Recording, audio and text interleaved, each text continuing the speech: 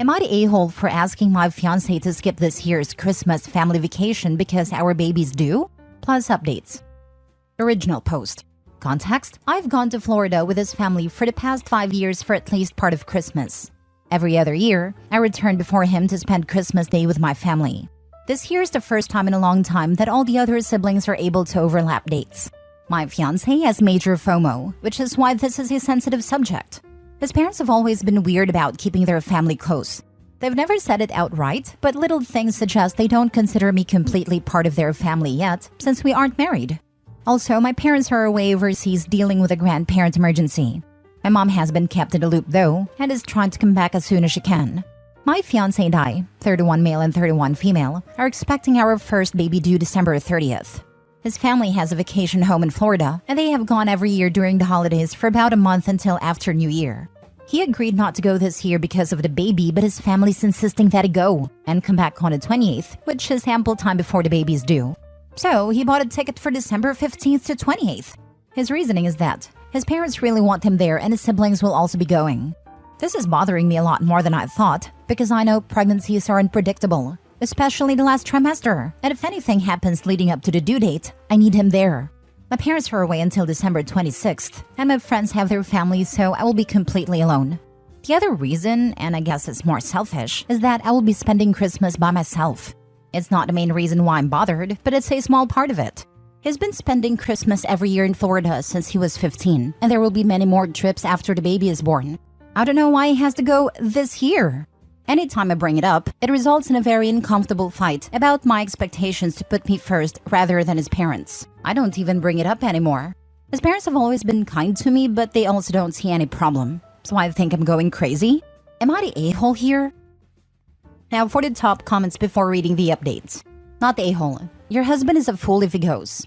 This is your first baby. You do not know if the baby will be here early, on time, or late. His family is you and the baby. If his family can't see that, that's another issue. None of them have a crystal ball and know when that baby is coming. Personally, I would also be pointing out how quickly things can go wrong for mom or bubs during labor. I'm disgusted with him for thinking this is okay to leave his vulnerable wife during that time. You just don't know what's going to happen. And what's with not wanting to spend Christmas with you? Leaving you completely alone. Not cool. I'm furious for you. Where are you? I will come and take care of you. Your husband's a fool. Thankfully, it's her fiancé. No paperwork involved yet. I'd be looking for a lawyer to handle child support and a parenting arrangement. I'm sure she can make a few calls while he's away. Hate to be all Reddit about this, but this would be a reason for me to dump him immediately. He's going to leave his heavily pregnant partner alone at Christmas because his family really wants him to be at their yearly holiday? He's such an a-hole, and a terrible partner and father to boot, for even suggesting this, let alone fighting her on this. He's going to be hard to co-parent with, but maybe he won't even fight for custody? Oh, he's going to fight for at least partial custody. How else can he cart the kid around to his family events and play the sorry single father? This is so unforgivable. Even the fighting leading up to the trip is enough in my opinion. So unforgivable. I don't see how he could possibly be a good partner or father based on the fact that he sees nothing wrong with this and is arguing with her about it. If it wasn't for the health risks, OP is absolutely not selfish for not wanting to be alone on Christmas. And it's insane she'd think so. I hope she tells her friends, because if I was one of them, I would absolutely be making her part of my family Christmas. Now for the update number 1. I'm sorry for not updating sooner. Everything has been overwhelming and I'm trying to deal with a lot. The good news is that my mom arrived home yesterday. When I had explained everything to her, her sister, who is a retired nurse, insisted she come too. I'm so thankful to have them here. It's hard to get my feelings across as there's a bit of cultural barrier. My mom is from Hong Kong, and without getting into details, the grandparent situation was very much an emergency. But she has siblings and my dad who is staying there at the moment. As for my fiancé, I scheduled a virtual appointment with him and my OBGYN to update her and told her this whole situation. Like all of you, she was appalled and strongly recommended he not travel during this time. Her words were, "In my professional opinion, I'm going to very strongly recommend you reconsider your plans. In my personal opinion, I'm going to insist it." It was probably on me for not alerting her sooner about his travel plans.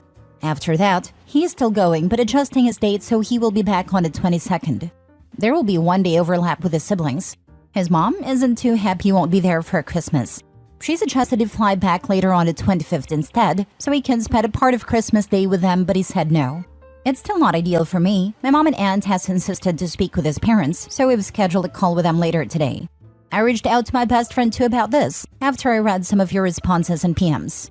She was livid and informed her husband that she doesn't care if it's on Christmas Day. If I go into labor, she will drop everything and be there.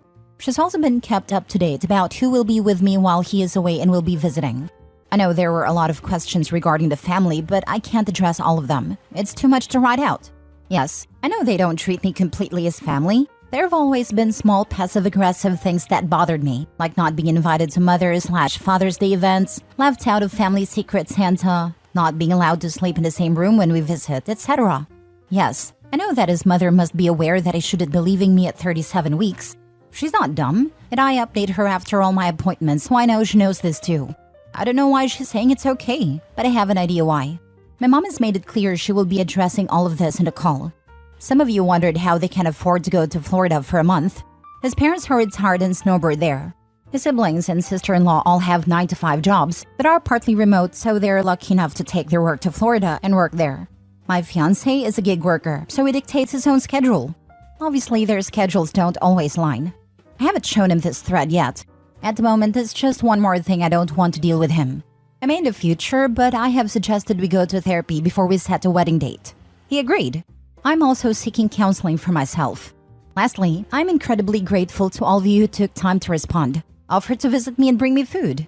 I've never posted on Reddit before, but I appreciate the support you've all shown me. Once again, thank you all so much. I'll try to update again after the baby comes. It might be a while, but please know that I'm safe and have lots of love surrounding me. Please have a safe and happy holidays. Also, I'm expecting a girl. Now for the second update. Happy holidays, everyone.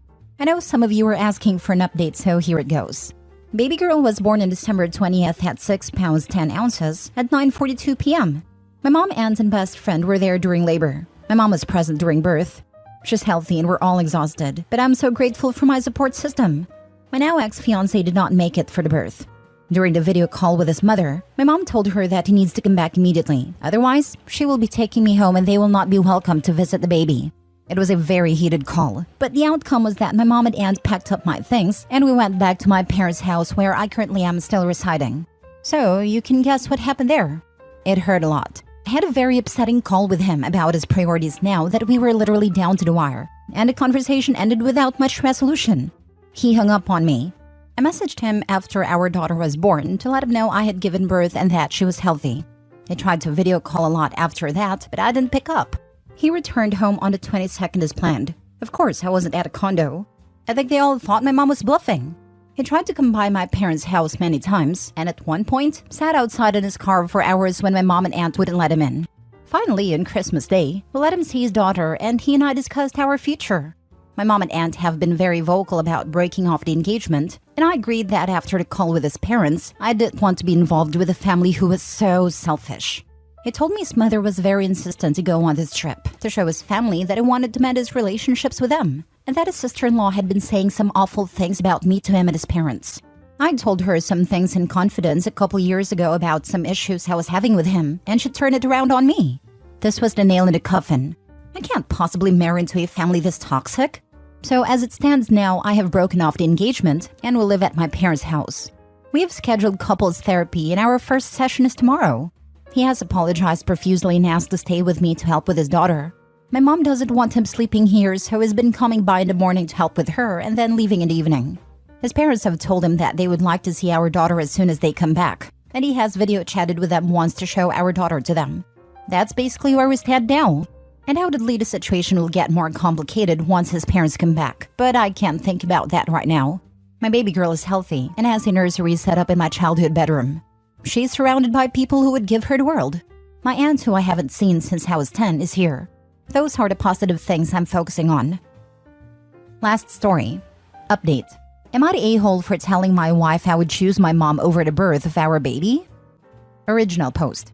So, to get started, I am 36 male and my wife is 33 female. We are expecting our first child soon. My mother, who is 70, was diagnosed with stage 4 cancer and has been hospitalized since it is so bad doctors say she will not survive since treatments aren't working well on her.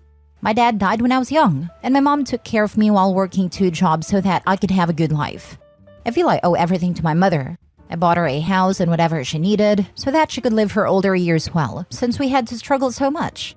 When I got home from work and visiting my mom, my wife and I were talking and she asked if you got a call that I was in labor or your mom was going to die, who would you pick? I told her I would pick my mom. She asked why, and I told her that I wanted to be there to say goodbye to my mom since I would never see her again, and so she would have somebody there in her final moments. She got mad and said, what about her and our baby? I told her I would try to be there as fast as I could after my mom, but that most likely wouldn't happen, so I told her not to worry about it. She was still mad and told me to get out of the house. I left, and now I'm at my mom's house. So Reddit, am I the a-hole?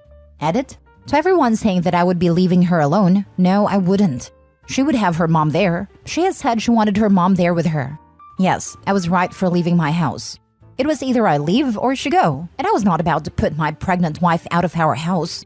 Yes, I have been there for her. I've taken off work to comfort and help her in any way she needs during this pregnancy. Now for the top comments before reading the update. Not a-hole. Stupid question. Yes, there is absolutely no way to win there, because the intent wasn't to actually plan for the contingency, which would have been smart by the way. So not a-hole. She somehow heard you care more about others than you and your baby, when the situations can't be compared. If you make up, you should actually have a plan with someone to take your place with them and video call if it happens. And also talk to your future pediatrician about how to be safe in letting your baby meet his or her grandma as soon as possible in a safe way. Getting professional photos of them together and all of you as a family would be worth looking into. Your kid will definitely appreciate them when they are grown up. Honestly, why did she even ask that type of question? It's impossible to answer a question like that. She's such an a-hole to even ask him to choose between his dying mother and his pregnant wife. My wife is a loving, intelligent, rational, and considerate woman.